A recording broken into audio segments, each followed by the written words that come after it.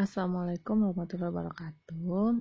Kita masuk ke minggu keempat, di mana pada minggu keempat ini kita akan mempelajari tentang bagaimana rekrutmen sumber daya manusia dalam perusahaan. Di materi kita hari ini adalah tentang rekrutmen SDM. Jadi apa sih rekrutmen itu? Jadi rekrutmen itu adalah upaya untuk pencarian dan perolehan sejumlah kandidat karyawan yang qualified sehingga memungkinkan perusahaan dapat menseleksi orang-orang yang paling tepat untuk mengisi lowongan pekerjaan. Jadi proses rekrutmen itu adalah serangkaian kegiatan yang digunakan untuk mendapatkan sejumlah pelamar yang secara potensial qualified. Jadi produk dan proses rekrutmen itu adalah sejumlah kandidat karyawan atau pemegang jabatan yang akan diproses berikutnya dalam tahapan seleksi. Nah, oleh karena itu, rekrutmen itu merupakan proses awal dari apakah suatu organisasi itu mendapatkan orang yang tepat atau sebaliknya. Adapun tujuan dari rekrutmen secara garis besar yaitu menerima pelamar sebanyak-banyaknya sesuai dengan kualifikasi kebutuhan perusahaan dari berbagai sumber.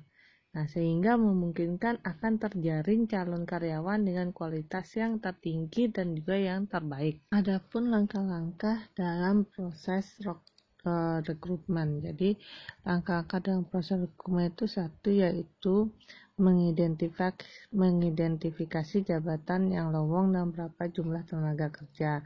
Nah, hal ini itu ditahu dari perencanaan SDM dan juga permintaan manajer. Nah, proses rekrutmen ini dimulai saat adanya bidang pekerjaan baru di perusahaan. Jadi karyawan dipindahkan atau dipromosikan ke posisi lain. Jadi mengajukan permintaan pengunduran diri adanya PHK atau karena pensiun yang direncanakan. Dengan melihat dinamika dari beberapa hal tersebut dan mencocokkannya dengan perencanaan sumber daya manusia yang sudah tersusun, maka diketahui jabatan apa saja yang sedang lowong dan berapa jumlah tenaga kerja yang dibutuhkan untuk mengisi jabatan tersebut. Yang kedua itu mencari informasi jabatan melalui analisis jabatan. Jadi di sini itu untuk memperoleh uraian jabatan dan spesifikasi jabatan, maka sebagai landasan dalam membuat persyaratan jabatan. Jadi persyaratan jabatan itu harus dibuat secara hati-hati dan sejelas mungkin agar dalam penerapannya itu nanti tidak ditemui kekaburan atau tidak menentu yang dapat mengganggu proses selanjutnya. Yang terakhir itu adalah menentukan di mana kandidat yang tepat harus dicari. Hal ini itu dua alternatif mencari kandidat yaitu dari dalam perusahaan dan dari luar perusahaan. Jadi jika diambil dari dalam apabila kebutuhan staf apabila kebutuhan staf untuk masa yang akan datang telah direncanakan, maka perlu juga diketahui siapa kira-kira karyawan yang ada saat ini yang dapat dipindahkan atau dipromosikan. Nah, jika kandidat itu harus dicari dari luar perusahaan, maka perlu dipertimbangkan dengan cermat metode rekrutmen yang tepat untuk mendapatkan kandidat tersebut. Yang terakhir itu barulah memilih metode rekrutmen yang paling tepat untuk jabatan. Jadi di sini itu ada beberapa macam metode yang dapat dipilih dalam perusahaan untuk melakukan rekrutmen. Satu melalui iklan atau employee referrals, walk-in atau write-ins atau Depnakertrans atau Departemen Tenaga Kerja, perusahaan pencari tenaga kerja, lembaga pendidikan, organisasi buruh, dan lain sebagainya. Jadi, perusahaan itu juga dapat memilih lebih dari satu metode tergantung situasi dan kondisi yang terjadi saat itu. Nah, setelah terakhir itu barulah didapatkan sejumlah calon karyawan yang akan diseleksi atau akan masuk dalam tahap seleksi perusahaan. Nah, adapun prinsip-prinsip dari rekrutmen. Jadi di sini adalah menurut Rifai itu ada beberapa prinsip atau filosofi dari rekrutmen, yaitu satu itu mutu karyawan yang akan direkrut itu harus sesuai dengan kebutuhan yang diperlukan untuk mendapatkan mutu yang sesuai.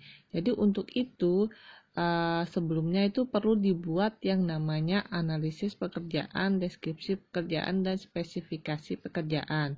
Nah, yang kedua itu ada jumlah karyawan yang diperlukan tuh harus sesuai dengan job yang tersedia. Untuk mendapatkan hal tersebut itu perlu dilakukan yang namanya peramalan kebutuhan tenaga kerja dan juga analisis terhadap kebutuhan tenaga kerja.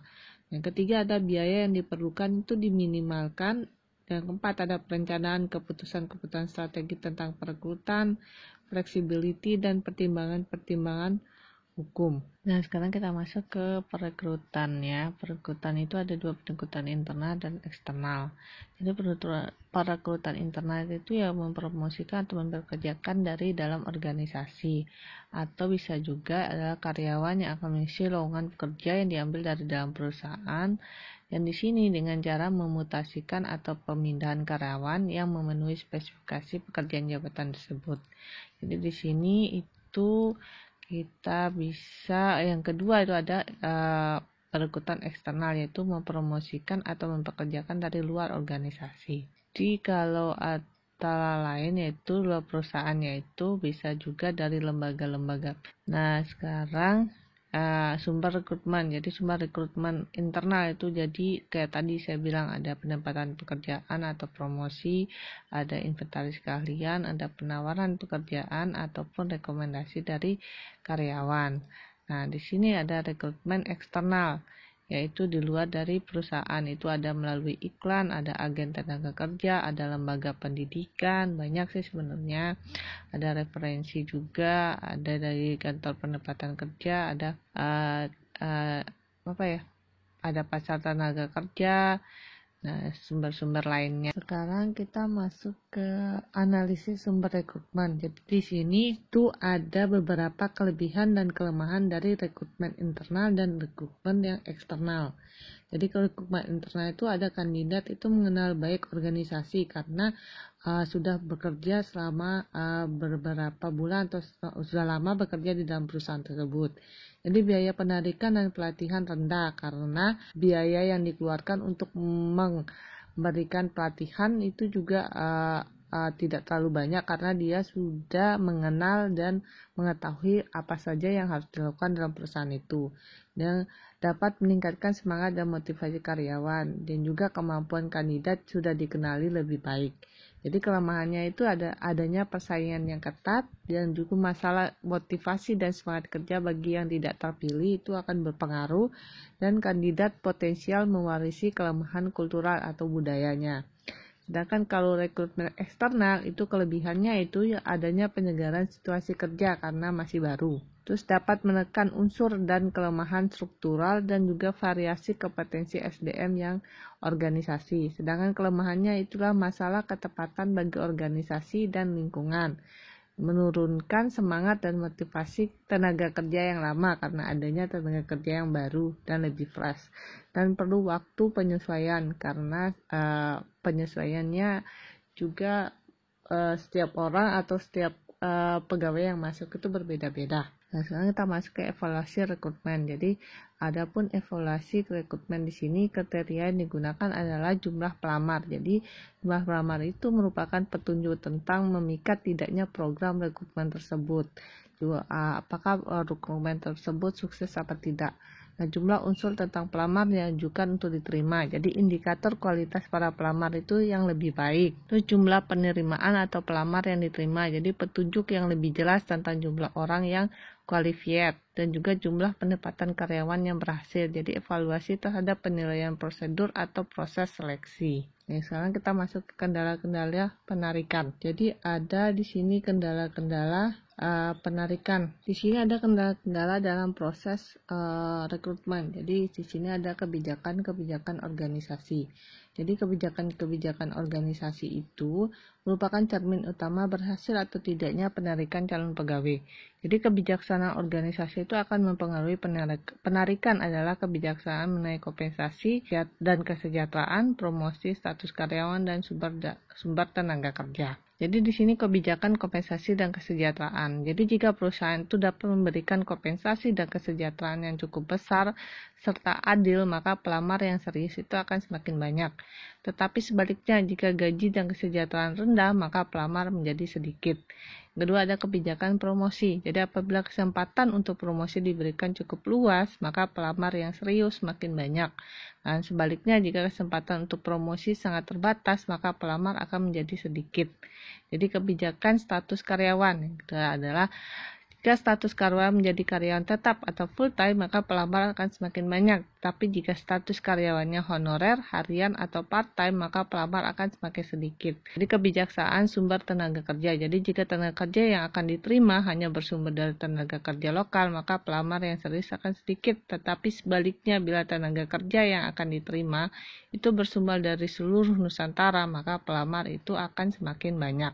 Yang kedua ada persyaratan jabatan. Nah, sini persyaratan jabatan. Jadi semakin banyak persyaratan yang harus dimiliki pelamar, maka pelamar akan menjadi sedikit. Dan sebaliknya, jika jumlah persyaratannya sedikit, maka pelamarnya akan banyak juga. Nah, di sini ada metode pelaksana perekrutan. Jadi semakin terbuka perekrutan, maka pelamarnya akan semakin banyak. Dan sebaliknya, apabila perekrutannya semakin tertutup, maka pelamarnya semakin sedikit. Yang kedua ada kondisi pasar tenaga kerja. Jadi semakin besar penawaran tenaga kerja, maka akan semakin banyak pula pelamar yang serius. Tetapi sebaliknya, jika penawaran tenaga kerja sedikit, maka pelamarnya juga menjadi sedikit. Soliditas perusahaan. Jadi soliditas perusahaan itu dapat diartikan sebagai besarnya kepercayaan masyarakat terhadap perusahaan. Contohnya di sini ada besarnya perusahaan tersebut. Jika soliditas perusahaan besar, maka pelamar akan semakin banyak, dan sebaliknya jika soliditas perusahaan rendah, maka pelamarnya akan semakin sedikit. Nah, dan terakhir ada kondisi-kondisi lingkungan eksternal. Jadi jika kondisi perekonomian tumbuh dengan cepat dan saingannya juga banyak, maka pelamar itu akan sedikit. Tetapi jika tingkat pertumbuhan perekonomian kecil atau mengalami depresi, maka pelamarnya juga akan semakin banyak. Sampai di sini dulu materi kita hari ini. Saya tutup perkuliahan hari ini, minggu keempat, tentang rekrutmen SDM. Wabillahi taufiq wal hidayat. Assalamualaikum warahmatullahi wabarakatuh.